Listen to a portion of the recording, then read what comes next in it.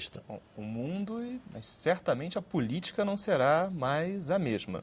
Você bem colocou, Armando, o exemplo do Egito, dos países árabes que passam recentemente por processos de transformação política e o papel que a rede social desempenhou para impulsionar, organizar esses movimentos. Esse é um fator muito interessante porque nós conseguimos ver na imprensa muitos comentários dizendo como a rede social foi importante para que esses movimentos verdadeiramente revolucionários criassem uma situação em que uma população insatisfeita com determinada situação política pudesse trocar informações sobre sua insatisfação, ou seja, de novo, a questão da comunicação surge muito forte na rede social, mas especialmente para a questão política, a organização de movimentos, a organização de manifestações e a organização dessa voz política se deu de forma muito clara nos países árabes.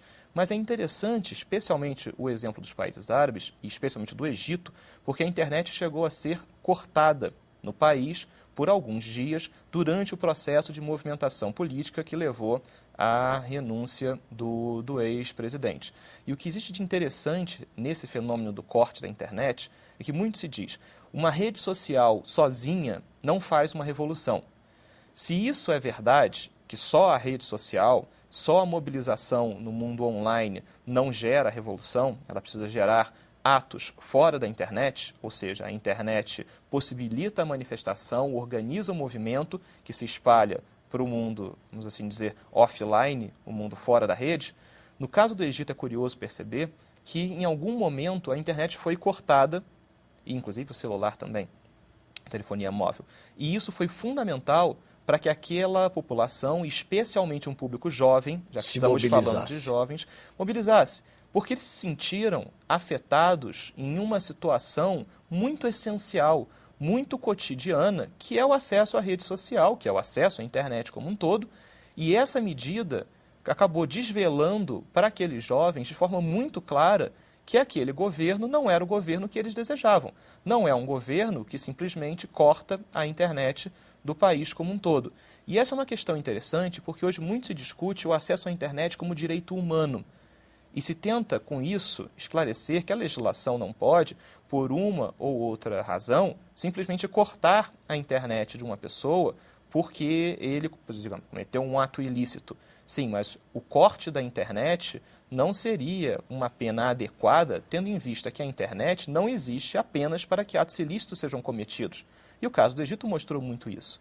Como a internet era fundamental para aquele jovem e que, uma vez retirada, ele realmente sentiu, foi realmente impulsionado ao movimento revolucionário. Fico imaginando quantos jovens não estavam indo às ruas, mas quando perderam a internet, resolveram se mobilizar. Foram. E no caso brasileiro, as recentes eleições mostraram também que a rede teve um papel decisivo. Na campanha da ficha limpa, por exemplo, vocês também concordam que a tendência é haver uma mobilização especialmente dos jovens, mas não exclusivamente dos jovens, e um ingresso no mundo da política via rede social? Não tenho dúvida, e é importante que a lei eleitoral saiba compreender esse momento que a internet vive e que é um momento muito especial para a política. Nesse ponto, é importante compreender que as redes sociais, talvez hoje em dia representem, a principal forma de comunicação de um discurso que pode ser um discurso político, inclusive em época eleitoral, e que por isso deve ser privilegiado, que por isso deve se dar importância. Mas é importante perceber que a internet modifica bastante, não só como o candidato se comunica com os seus eleitores, e aí realmente o Twitter é uma ferramenta fantástica que o Congresso tem utilizado de forma bastante efetiva para que os congressistas possam se comunicar com os seus seguidores do Twitter e que possam informar sobre as suas ideias, as suas pautas, a sua atuação. Mas além do Twitter e além do Orkut, do Facebook, das redes sociais, é importante perceber que a internet possibilita, através dos sites de vídeo, dos sites de comunicação, de colaboração de conteúdo, a formação de uma série de peças, de uma série de materiais que podem ser instrutivos para a campanha. E quando a lei eleitoral fala, por exemplo, sobre situações de montagem de texto, de montagem de vídeo, vivemos um momento hoje na internet de recombinação de conteúdo, em que vídeos são cortados, colados, juntados para criar um vídeo novo. E é importante perceber como esse momento de internet possibilita uma forma de comunicação bastante sensível e que deve ser olhada com carinho. É claro, atos ilícitos devem sempre ser coibidos, mas vivemos um momento em que a lei precisa dar atenção à forma de expressão que a internet possibilita. Ampliação da banda larga. Agora a Telebrás aí viabilizando a infovia de fibra ótica e fazendo convênios com a Argentina, com a Venezuela. Quer dizer, isso indica também que esse caminho, quer dizer, o costume político via rede vai ser internacionalizado, de repente a cultura política vai se disseminar e vamos tender a uma internacionalização da política. Como é que vocês estão entrevendo aí o futuro? Já existem fóruns importantes que tentam coordenar a ação tanto de governos como de sociedade civil no tocante ao desenvolvimento de políticas no âmbito da internet. Um deles é o Fórum de Governança da Internet, que é um fórum que faz parte da estrutura da ONU. Esse fórum se reúne periodicamente. Em 2007, a reunião foi aqui no Brasil.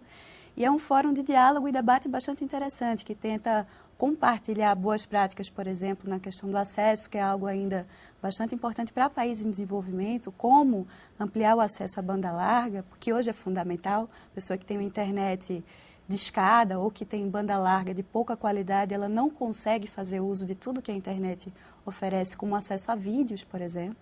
O uso da internet se torna muito limitado sem banda larga. Então, é um espaço para trocas de experiência, como ampliar o acesso à banda larga, como usar outros tipos de tecnologia, que não sejam os cabos, principalmente em áreas remotas, tecnologia sem fio. E é um espaço que tem se constituído dentro do âmbito das Nações Unidas, e que eu acho que é algo que vem sendo legitimado na cena internacional e que é interessante que o Brasil acompanhe, tanto a sociedade civil como o governo brasileiro, que já tem feito um acompanhamento muito próximo desse Fórum de Governança da Internet, continuem a se informar mais e a participar, porque todas as regras e as políticas para a internet elas estão sendo formuladas nesse espaço. Se a gente deixar para fazer parte depois, a gente já vai encontrar todo um mapa regulatório já montado e não vai participar da conformação desse sistema. E uma característica que a própria rede favorece uma não hierarquização, né? Quer dizer, não tem as lideranças dos movimentos, elas são um pouco visíveis, né? Elas é um movimento horizontal, ao contrário de antigamente se fazia os partidos clandestinos, havia o centralismo democrático famoso nos partidos de esquerda, e hoje os movimentos políticos se dão de uma maneira totalmente diferenciada, a horizontalidade, a falta de hierarquia. Para concluir, Carlos Afonso, como é que você vê essa mudança na qualidade da maneira de fazer política? Bom, a maneira de fazer política muda radicalmente, como você bem disse, Armando, na mudança da hierarquia, na mudança da comunicação, na mudança da organização partidária. E é interessante perceber como a internet, inclusive, passa cada vez mais a fazer parte do programa de uma campanha eleitoral, a atenção que o candidato dá a esse tema, e como na própria formação de um partido, isso influencia. De um lado, porque uma das grandes vantagens da internet é encurtar distâncias.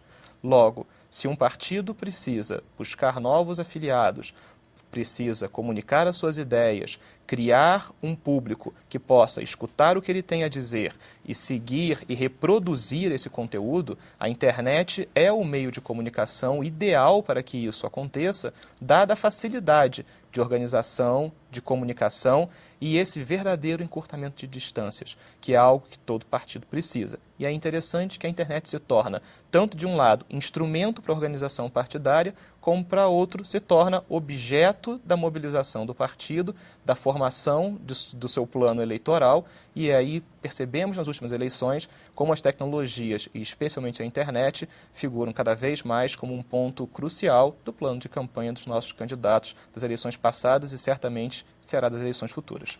E até uso pelos parlamentos supranacionais que estão se formulando, o Parlamento da União Europeia, nosso parlamento no Mercosul, cuja sede fica em Montevidéu, fica distante dos representados. A gente vai ter a primeira eleição direta para o parlamento em breve, vai ser importante utilizar a internet e os mecanismos digitais para manter contato e uma relação de transparência com aquelas pessoas que a gente vai eleger para o parlamento do Mercosul. Eu queria agradecer a vocês a oportunidade dessa conversa interessantíssima que nós tivemos. Obrigado. Vamos acompanhar muito de perto o debate sobre o marco civil, quando ele chegar. Certamente vamos convidar vocês lá do Centro de Tecnologia e Sociedade da FGV para voltarem a conversar conosco sobre esse assunto que interessa uma quantidade imensa de brasileiros. Vocês acabam de assistir a Cidadania. Eu conversei com Carlos Afonso Pereira de Souza e Marília Maciel, ambos do Centro de Tecnologia e Sociedade da Fundação Getúlio Vargas, e o tema da nossa conversa foram as redes sociais. Os telespectadores que quiserem comentar, sugerir, criticar os nossos programas podem fazê-lo através do nosso portal www.senado.gov.br/TV. Até um próximo Cidadania.